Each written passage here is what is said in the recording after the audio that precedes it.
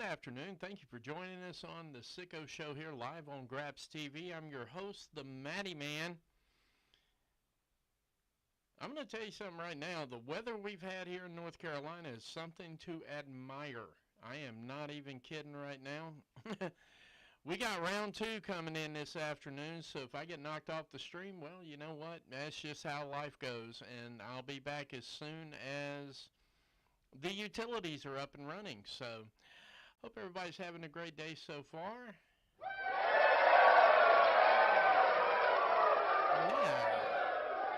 So we're trying to get through the day here just a little bit at a time.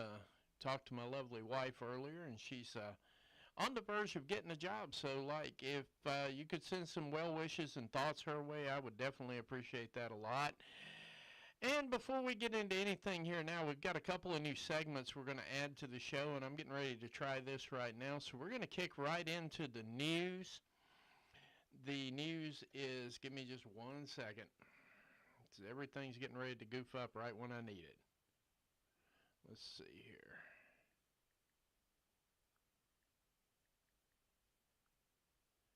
All right, so I got everything set up here. We're going to start off with the news. And it's going to be today's news. And then during the discussion of Mariah May and Viva Van's match, I've got a really short flower shop clip I'm going to play. Excuse me, it's just been one of those days today. But anyway, what we're going to do right now is we're going to kick off with the news, and I'll be right back just as soon as the news is finished playing. And so here we go. Let's try it out. And if it's not playing, say something in the chat after it's all over with. I don't really have a way to monitor it from here except to see that it goes through and I'm timing it. So that's the best way I've got to work with it. So if you don't mind, just indulge me a little bit, because if this works, we're going to be adding some other stuff into the show here as we go. So I hope you enjoy it, and we'll be right back right after the news.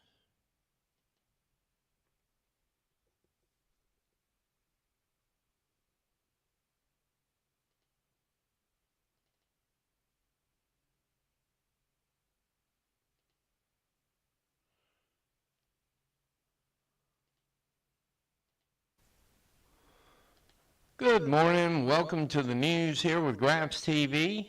And All Elite Wrestling, Kota Ibushi reaffirms AEW as his home and teases a reunion with Kenny Omega. Jack Perry's AEW Dynamite promo last night was unexpectedly interrupted by a Taco Bell commercial, making for a viral moment all over Twitter and all other social media. In WWE news, both Seth Rollins and Dakota Kai are officially really injured and were written off of television due to real-life injuries. Former WWE Champion Jinder Mahal joins the revival of the iconic 80s wrestling promotion Maple Leaf Pro Wrestling, and actually that's something to be discussed there. Apparently that's the new project for Scott D'Amore. I saw a tweet from Will Ospreay today saying that we should support that, so I figured I'd throw that in there as well. Scott D'Amore is associated with Maple Leaf Pro Wrestling. Definitely one that we want to support, absolutely. TNA Bound for Glory details to be revealed during TNA Impact tonight. Joe Henry versus Wolfgang and Ultimate X qualifiers are set up for TNA Impact tonight. That's a show you're not going to want to miss. In New Japan Pro Wrestling, Zack Sabre Jr. takes the lead in in the New Japan Pro Wrestling G1 Climax 34 A Block. Night 13 of New Japan G1 Climax 34 featured Zack Sabre Jr. and Gabe Kidd and Shingo Takagi versus Evil. In the Ohio Valley Wrestling weekly television tapings begin again, featuring your favorite stars in the Davis Arena. Apparently the Davis Arena is open and ready for business. In Game Changer Wrestling, Game Changer Wrestling plans to hold an event in the American Dream Mall in New Jersey. Matt Hardy is set to make his GCW debut against Nick Cage. In AAA Wrestling, Matt Riddle is heading to AAA to compete in Triple Mania 32 in Mexico City. Fabi Apache versus Flammer. Psycho Circus added to Domo de Muerto. More set for a AAA Triple Mania. Boy, that's a tongue twister. Blah, blah, blah, blah, blah. Anna Jay is announced as a mystery participant in the 2024 Stardom 5-Star Grand Prix. In Marigold, apparently Gilia has an injury after her recent Marigold match. That's going to be interesting for WWE. Marigold Summer Gold Shine 2024 results are available on their website. You can go to Marigold to see those. CMLL news. Tessa Blanchard and Luvia win the vacant CMLL World Tag Team Championships. MJF looks forward to competing in CMLL Viernes Spectacular event. And that concludes all the news around the wrestling world right now. We'll have some news here. Hang on a minute. Let me check one more source before we get done. I want to make sure I check it all to make sure we've got the news in. Bear with me here.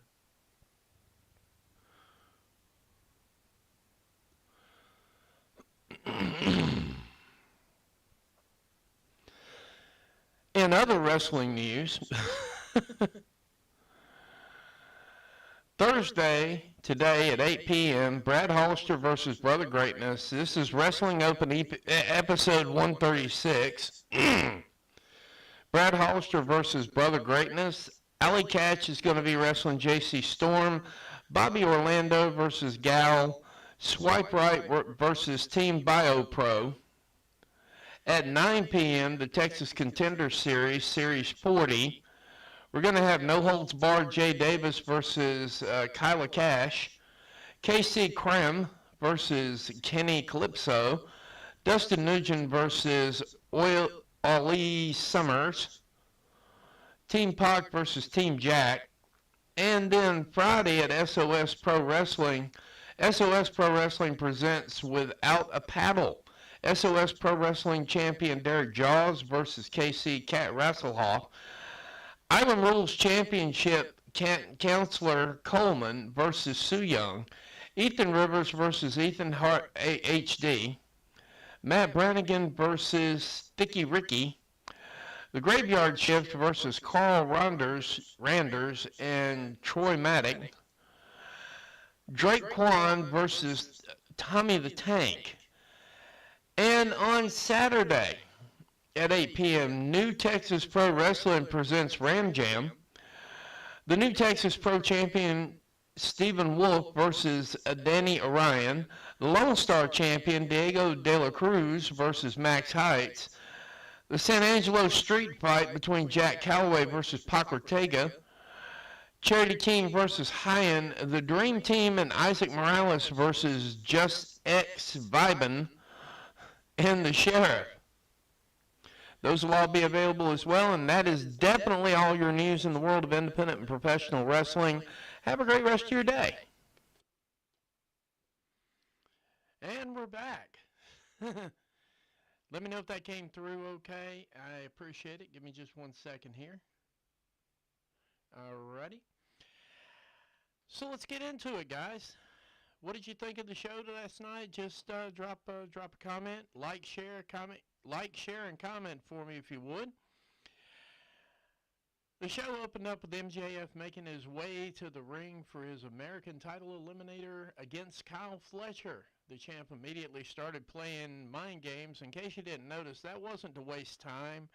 When MJF rolled out of the ring and so on and so forth, that's actually supposed to be ring psychology, and it seemed to be working. But Fletcher didn't seem to be phased. In fact, he took control as soon as his opponent got back into the ring. The former ROH TV champion Kyle Fletcher soon found himself dealing with some of MJF's trademark dirty tactics, and so he eventually ended up on defense. With his arm the focus of the champ's attacks, the former world champion called his opponent a wannabe Will Ospreay. So Fletcher used this one good arm to unload on him. Don Callis gave him a screwdriver behind the ref's back, but Fletcher refused to use it and left an opening for MJF to hit a low blow. And as we got into it there, the referee's attention was distracted. MJF then utilized the low blow to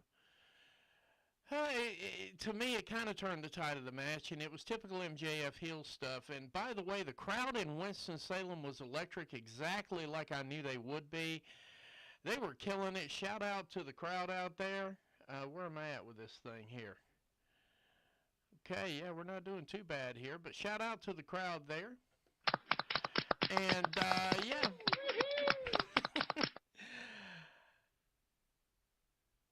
Don Callis gave him a screwdriver behind the ref's back. Fletcher refused to use it. And, of course, you know, MJF utilized the low blow with the kick. He actually was able to pull it off, unlike some other people. I'm not calling out any names, Loa.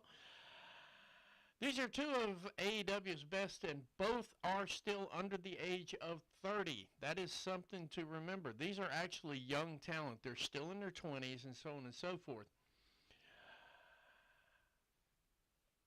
MJF then got a hold of his diamond ring out of the belt and knocked and hit. I'm sorry. I am way ahead of myself. A couple of the highlights of the match, I apologize, guys. I got a little tongue-tied. There was a little bit of wind blowing the building around here. So, yeah, we are in the middle of a tropical storm right at the moment. I just decided I would go ahead and stream anyway. I appreciate it. Highlights of the match were MJF's shoulder breaker was about as well executed as it gets. Fletcher did a good job of staying upright. And just so you know, biting is one of those heel moves that only makes sense for some villains. It's not something MJF needs to do to get heat, but he did it anyway. The way Fletcher sold some of those bumps was absolutely awesome. The cradle DDT MJF, the cradle DDT for MJF looked especially good. MJF's kick out of the pile driver is about as close as it gets. I mean, they almost had it. It was a back and forth. It was a really good back and forth.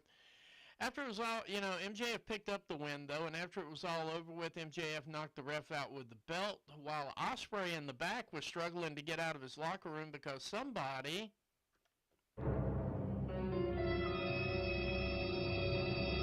all the ring gear in front of his door, and here we are again. Put all the ring gear in front of his door, so here we are.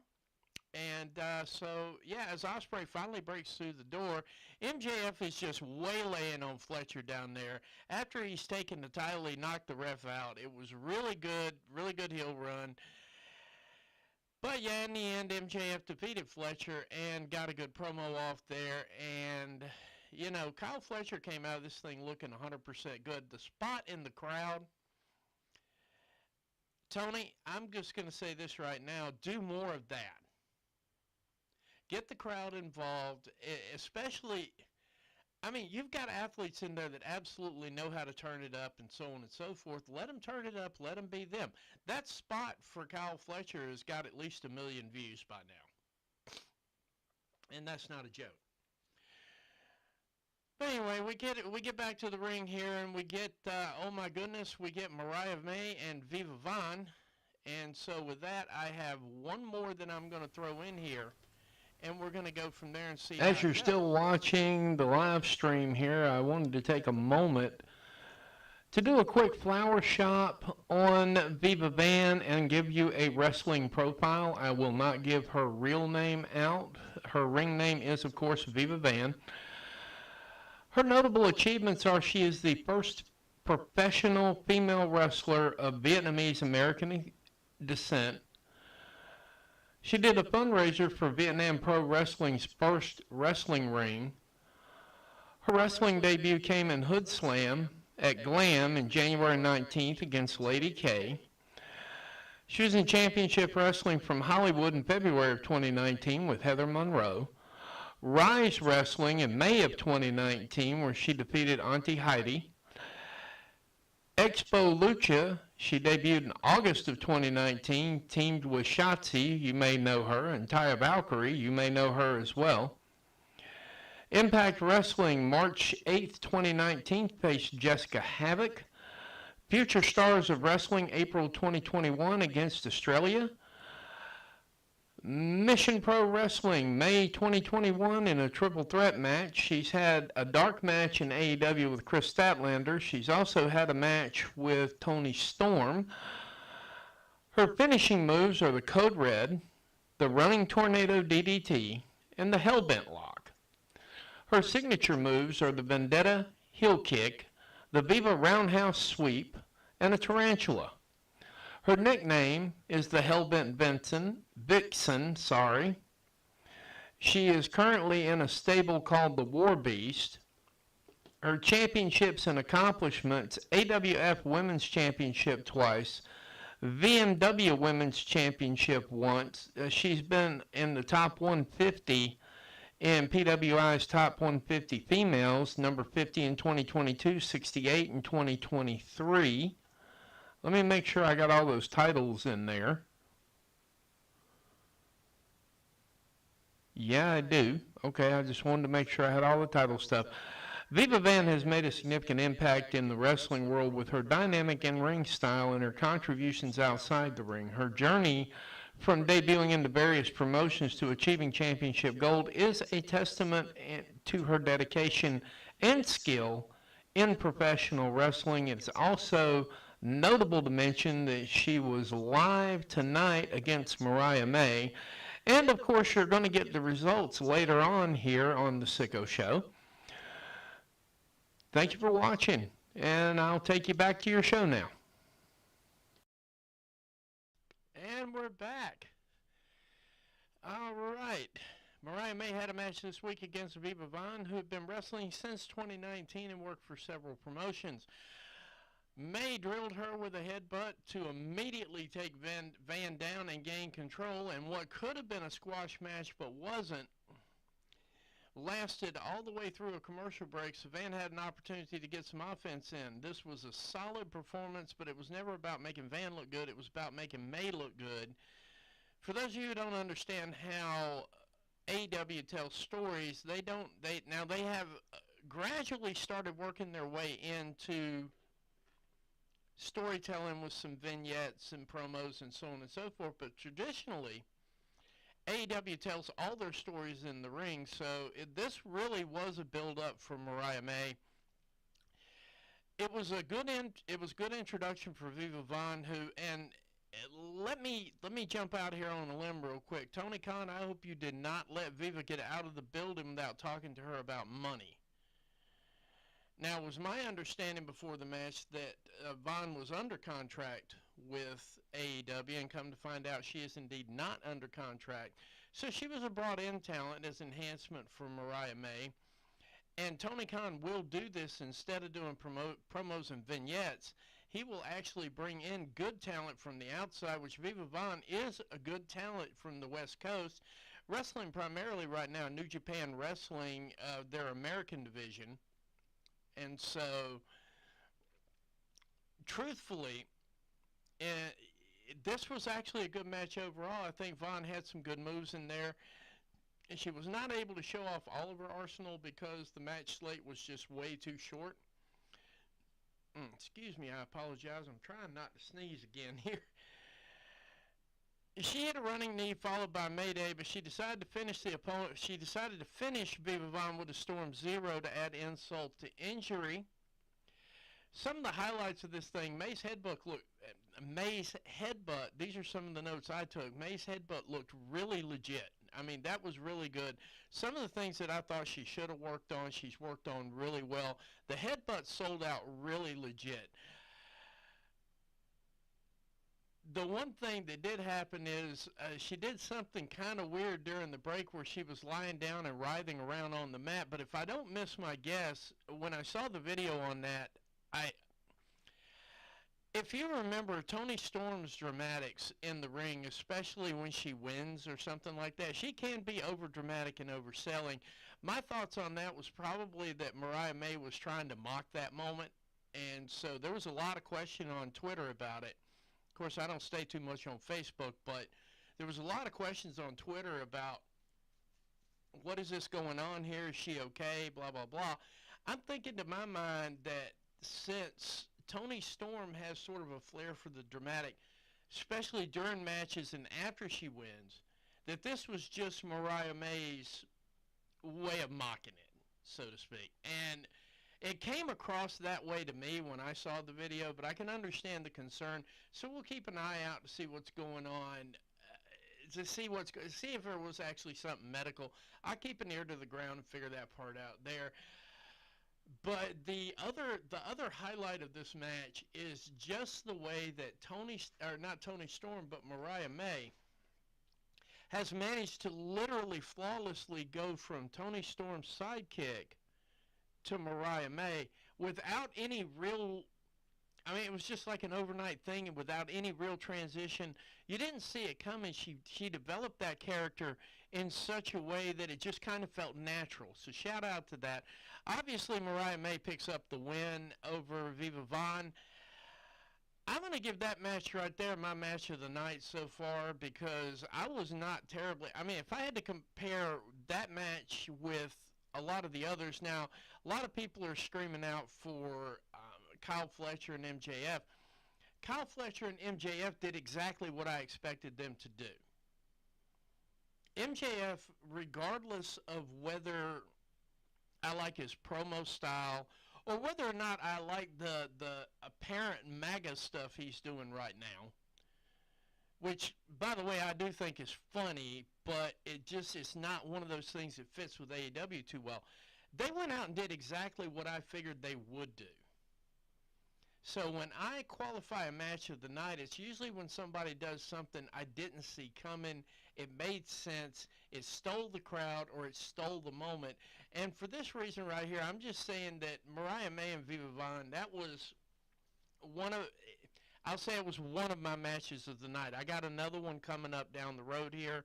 It was real short and sweet as well, but I think it told the message and made the point.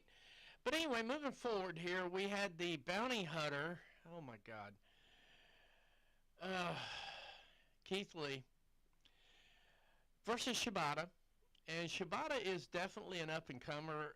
Some of the highlights of this thing right here, Tony, we got to have a conversation about this. For people who say that I don't criticize AEW's booking and their programming sometimes, the mere fact that Chris Jericho got his own entrance and was in no way, shape, or form in a match, yeah, that's a heel thing to do, but this whole thing of finding spots for people to kill shows, it's got to stop. We can go 1 week without Orange Cassidy. We can go 1 week without Chris Jericho. We for damn sure can go 1 week without Britt Baker. All right? That's just a fact. But anyway, it was a good heel move, but at the same time, it kind of detracts from the match.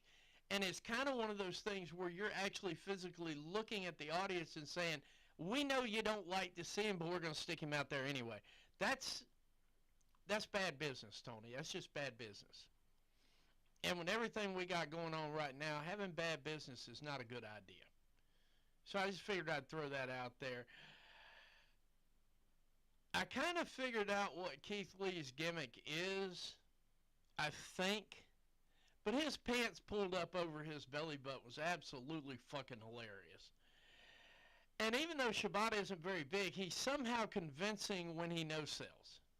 Okay? Somehow he magically sells the idea that he no-sells. And while I don't think there's anything particularly wrong with that,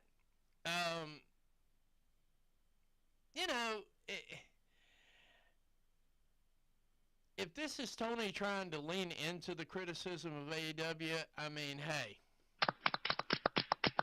you can flat-ass go for that any day, anytime, anywhere. Lean into that shit. I think we've been saying that for quite a while now. If you're gonna troll the people who are trolling you, lean into it. That would be the only other possible explanation for having Chris Jericho have his own entrance with absolutely no match, no spot, no segment, no nothing. that's just one thing that bugged the shit out of me, but I don't know. Let me know what you think in the comments. Like gang, comment gang, share gang. Next week we're going to start talking about donations here, because once I get this stream good enough, it would be appreciated if you would support your content creators. But that's neither here nor there. The bounty hunter and the wrestler did better this week when Keith took on Shibata, who is an ally of Samoa Joe and Hook during the feud with Chris Jericho and the Learning Tree. Former ROH Pure Champion was beginning to show signs of life. As he returned, he absorbed all of Keith's strikes and laid him out with one forearm. He took control and was able to make the Bad Apple tap out with the armbar. The Learning Tree then hits the ring.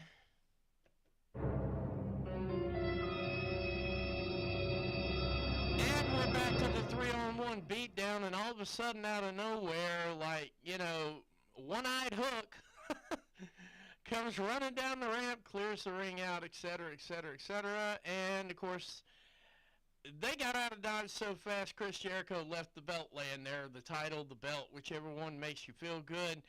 But Shibata Bread was over Keith all day long, and at least the win was the win, was the win, was the win. And he got it. Anyway, after that, we move into, oh my God. Oh boy.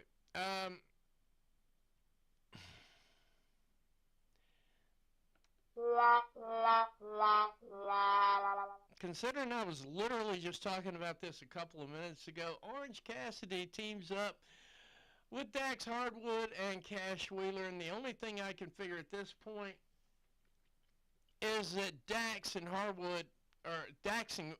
Wheeler literally live in Asheville, North Carolina, so it was like, even in bad weather, they probably could have gotten to Winston-Salem in about 3.5 hours, so they were there.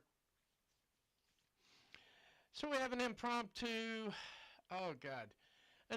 trios match between Orange Cassidy, Dax Hardwood, and Cash Wheeler, and the team that beat the conglomeration last week, Roderick Strong, the Beast Mortos, and Roosh. I love doing that one. Roosh. And later on, Tony Khan would actually call this team OCFTR.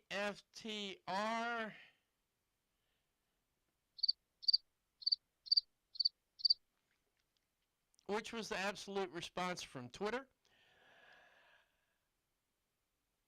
Strong started the team out and found himself being double-teamed by OC and FTR. It wasn't until after the break that the heels finally got to take over. 6 competitors to follow. There was a lot going on, but they did a good job making it easy to keep track of everything. The Kingdom interfered with the crowd, while, oh boy, this just gets crazier and crazier. While the ref was distracted and took out Hardwood, so it was more like a 3-on-2 handicap match during the break. The babyfaces did make a comeback, and with both teams pulling out all the stops, FTR were able to hit their finisher and pick up the win, much to the dismay of one Don Callis. Adam Page gave us a brief interview promising to have his revenge on Swerve Strickland, and then we saw a sit-down interview with Jim Ross and Swerve before the match. OC's Tornado DDT to Strong was really good, I gotta say that, but I'm not 100% sure it was as good as the one he hit on Mortos, because he did like 3 revolutions there. A lot of people are down on Orange Cassidy. I am down on using him every single show. No. A couple times a month, I'm good with that. He's a good, welcome distraction. But he's not a top guy. And he never will be a top guy. Tony, in all seriousness, we got to start talking about this. This is a conversation you need to start having with the fans, because you need to explain yourself on how in the world it is that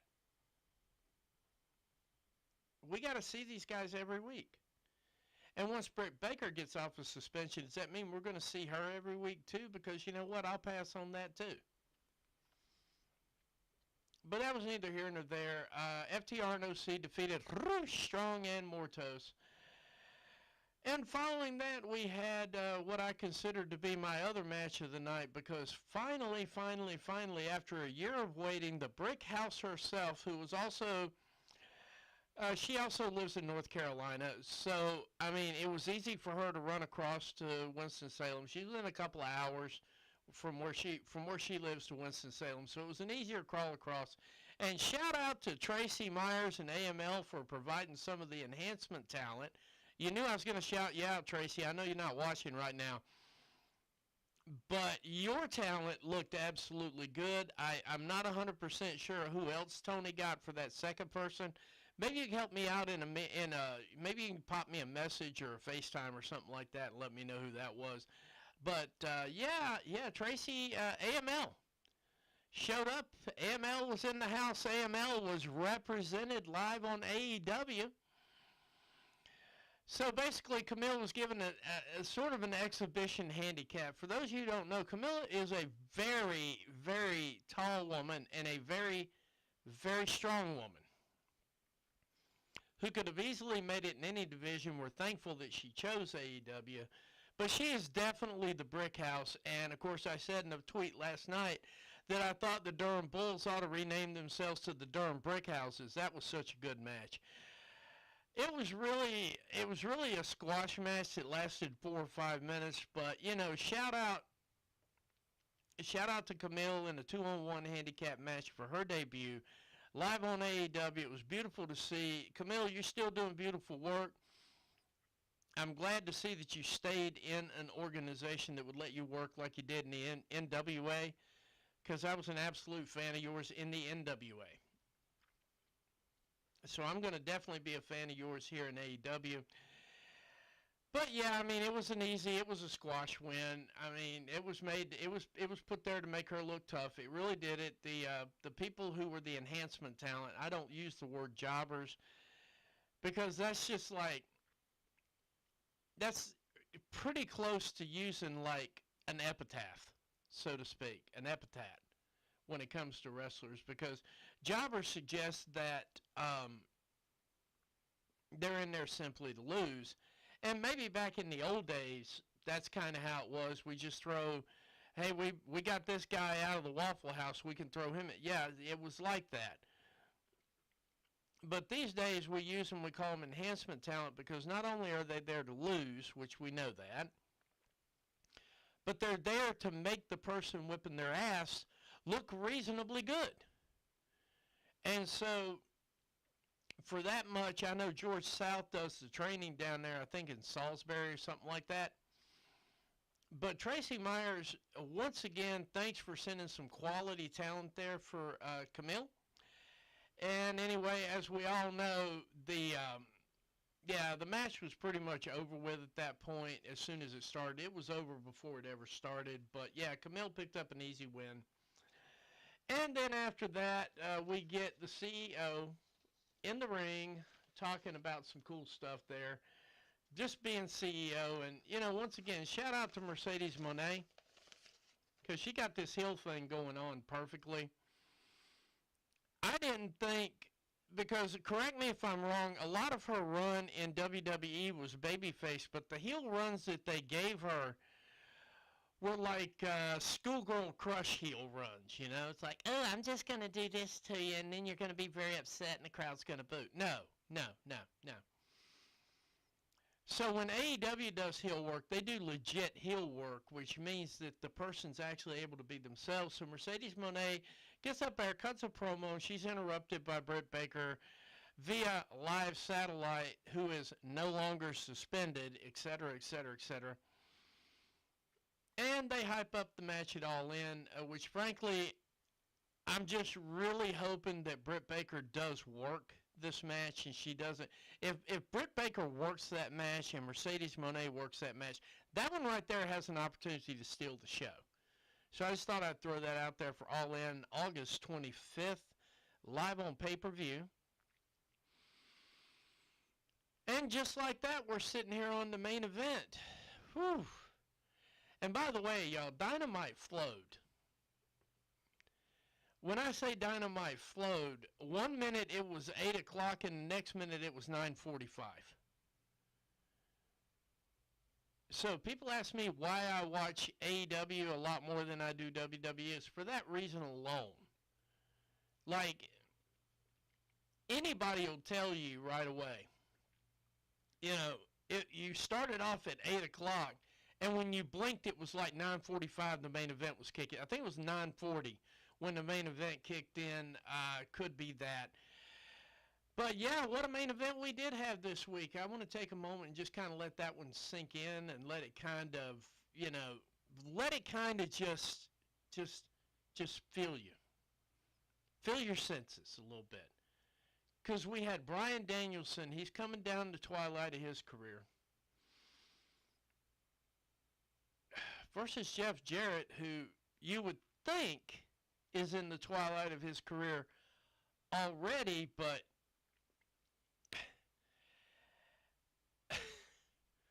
I gotta say, every time I say give Jeff Jarrett less TV time, he comes out with a motherfucking match just like this, and then you remember why AEW gives him the TV time that they do give him. And I realize there were some people, I watched a lot of reviews, and some people were really just, why it's 2024.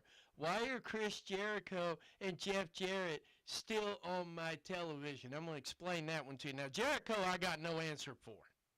I have zero answer for Chris Jericho. I'm not even going to try to answer for Chris Jericho. Because I'm with you. I'm in the boat, and I'm pulling my weight rowing. Why is Chris Jericho in 2024 still on my television and not in commentating? But, AEW has been hyping this match the whole week. Then on top of that, you got Ricky Steamboat there. Which, by the way, you guys should have turned his mic up a little bit. You had, okay, guys, you got to understand the venue. And I will get into the main event here in just a minute. But I really wanted to talk about this venue for a minute. This venue is in an area that I myself attended many an NWA show as a child. Winston-Salem, Greensboro, and Charlotte, North Carolina are what are still considered hallowed territory ground. NWA went down to the Lawrence Joe Coliseum, and they almost sold out. And there isn't a single person on an NWA show that most modern fans can name. And when I say that, I literally mean that. I think maybe they're going to look up and say EC3. And of course, they'll recognize Billy Corgan. But Winston-Salem itself, the old Winston-Salem Coliseum, which literally sits in the same area as the Lawrence Joel, that's a local bone of contention with a lot of people for whatever reason. But Winston-Salem itself, when it comes to old territorial wrestling like your NWAs, your WCWs, and to say right now, I think GCW could come there and have a hell of a show. I think they could sell 1,500, 2,000 seats in the Coliseum. Winston-Salem itself is hallowed ground for professional wrestling. Now, it's not necessarily a hotbed of sports entertainment, but it is a hallowed ground for professional wrestling. So you had Ricky Steamboat there, and you had, Jeff Jarrett, names that are well-known, very synonymous in the Mid-Atlantic region. If you don't know who Ricky Steamboat is and you claim to be from North Carolina and you've been here longer than 30 years, you hadn't been paying attention. Same thing with Jeff Jarrett. So the nostalgia behind this match alone really worked it. Bryan Danielson gets his introduction. He's starting down the ring, and just out of nowhere, Jeff Jarrett comes back and smacks him in the back of the head with a guitar. Karen and whoever that other guy is, I have no earthly idea who that is. But it's just those little things. It really is. It's those little things that Jeff Jarrett does that keeps him on television time. Because if you notice, Karen was down there trying to slow him down. He pushed her out of the way, told her to go back in the back. That's a heel thing. But it's also very territorial. That was a territory thing. Because that's how they used to treat the valets when the shit was about to go down. Okay?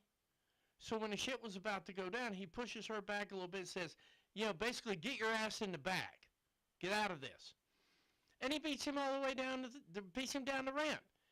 So, I mean, that required, I could have done that. That doesn't require a particular brand of athleticism.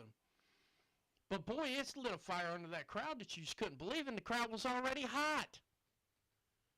And they went to a next level hot. And I don't think it was for Bryan Danielson. I think part of it was. I'm not going to deny his star quality. And of course, everybody in the arena should know who he is because he performed as Bryan Daniel, or Daniel Bryan, with WWE in the same building. So everybody knows him, so it's not a problem. But it's those little things that Jeff Jarrett does, the little things that you don't look at. The little things that are the things that you just don't pick up on as readily. You're like, well, I never watched Jeff Jarrett on my television. That's why. That's why. Every time I hear that question, that's why. Just that one little thing of shoving Karen just a little bit and telling her to get her ass in the back, that stirred the crowd up right there by itself. And they were already hot. But they went to a next level hot. Because he pulled out every little trick in the book to raise this crowd up and carry his own part of the weight in the ring. So he attacks him. Yeah, we went through that part of it. They fought into the crowd and on the concourse in the back. Yeah, he ain't afraid to go in the back. This was an overall entertaining match.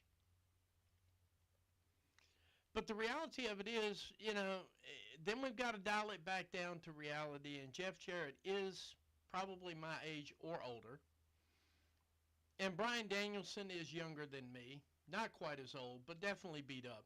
So eventually we got to get back to life, back to reality. With a little help from, they battle back and forth and so on and so forth. But with a little help from the chair, Bryan Danielson hits his Bushido knee for the win. Both men, allies. The end of that match was something to behold, too. By the way, I'm sorry, I just glazed right over it. Bryan Danielson did one hell of a sell on the low blow, so I didn't want to glaze over that part of it. But the opening of the match was probably the most important part, and some of the little heel stuff that Jeff Jarrett did to maintain his weight while making Bryan look really, really good and making Bryan look really, really tough. All of that came together, but at the end of the match, they are still friends. The adrenaline pipes down, they shake hands, and embrace in a hug, which is a true sign of quality sportsmanship. And not to mention it got a really good pop out of the crowd, and they sent everybody home happy. Overall the show itself, I was still in the 8 as far as the ratings for it. If I were to give it a rating, I knock 2 points off automatically when I see Orange Cassidy and Chris Jericho on the same show. I knock 3 points off if I see Britt Baker actually in the building trying to do stuff. So if I see all 3 of those in there, you start off with a 7. Because it's got to go up from there. But Jeff Jarrett carried the night really well. Actually, I'm still on my match of the night being Mariah May and Viva Vaughn, and my secondary match of the night being Camille's opener, Camille's introduction, because she definitely came in there looking hot. And Tracy, thank you very much, Pro Wrestling. I really appreciate that. Thank you. Tracy has good talent there at AML, and it's very good if you're in the Winston-Salem area and you want a really cheap, inexpensive, very entertaining wrestling venue with some names you're going to recognize, like Cedric Alexander. I think QT Marshall wrestles in that, and he occasionally gets some mid-card well-known wrestlers for his show too. I think Rey Mysterio's even wrestled once way back in the day. So AML is a good show to check out. Plus, everything you do for them happens to be a fundraiser for whatever group they're in. They do high school fundraisers with their wrestling. They do all kinds of fundraisers. They are an awesome group to check out. So if you're in the Winston-Salem area, if you're in the Piedmont Triad region, and you're looking for some really good entertaining wrestling, Tracy Myers AML Wrestling is the way to go. They have good storylines, and they do try to feed into their storylines, and they try to develop the show as sort of a homogeneous show right there just for those people. You'll enjoy it. I enjoy it. Everybody there locally, he typically sells out day one, day two tops. And WrestleCade is also Tracy Myers. It's going to be the end of November, first day of December, where myself and the Covalent TV will be live interviewing wrestlers all over the place. There's like 74 of them that are on my docket. I don't know if I'm going to get through 74 wrestlers at one time without it just being janky and shitty looking. So I'm probably going to hold it to about 30, but I've got a list of 74 wrestlers that want to do an interview. So be on the lookout for about 30 short interviews, what we call flower shop moments. And I'm going to be using the flower shop moments during the lives to accentuate the wrestler, because I'm going to be interviewing some big names. I'm going to save that for when we get closer to November, but I am excited about WrestleCade in Winston-Salem, North Carolina. If you haven't yet, look up the venue, look up the attendance, look up everything. They're going to have 9,000 to 12,000 people in the Benton Convention Center for a wrestling event, and TNA is going to do a live event at WrestleCade as well. That ticket is in addition to, though. It's an extra ticket. But TNA is going to do a live pay-per-view from WrestleCade. We're going to be live. We're going to be in the media for TNA. We're going to be in the media for AML. We're going to be in the media for WrestleCade. And I will say this right now, 4 of my interviews you're definitely going to want to see. So from there, just, you know, it's awesome. But anyway, we are at the end of the review. Wow, 23 viewers. Thank you very much, everybody. Wow, that's a good number. I really appreciate that. Thank you. Thank you very much. So we're going to be live Saturday night after Collision. I'm going to be covering Collision, also SmackDown and Dynamite. I've got to cover SmackDown. The Tribal Chief's coming in. I know our compatriots over at the Covalent TV are going to be doing it live after the show. I'm going to be doing it Saturday at 10 with Collision. Going to be a little bit of a long stream, but it'll be okay. But anyway, guys, thanks for showing up. Thanks for being a part of the show, and thanks for the messages, Mike Johnson and Pro Wrestling. Thank you very much. And yeah, don't forget, like, comment, share, and we'll see you on Saturday night. Have a good night.